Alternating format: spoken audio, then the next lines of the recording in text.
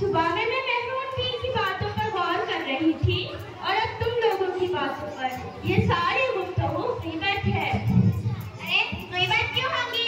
हमने तो जो सस्ता वही बताया ना।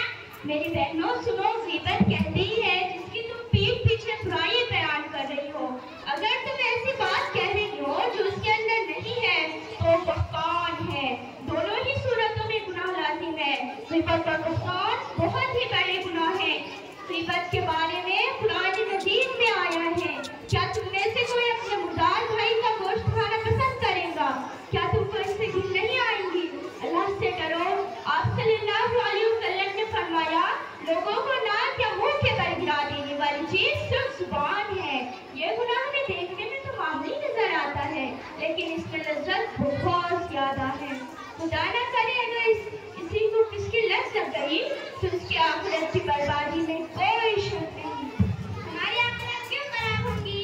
क्योंकि हम किसी की गिबत करेंगे तो क़यामत के दिन हमारी सारी नेकियां उसको दे दी जाएंगी जिसकी हमने गिबत की थी, और हमारे नाम या अमाल में से सारी नेकियां खाली हो जाएंगी। अगर फिर भी इसका हक बाकी रहा तो उसके सारे गुनाह पर लाद दिए जाएंगे।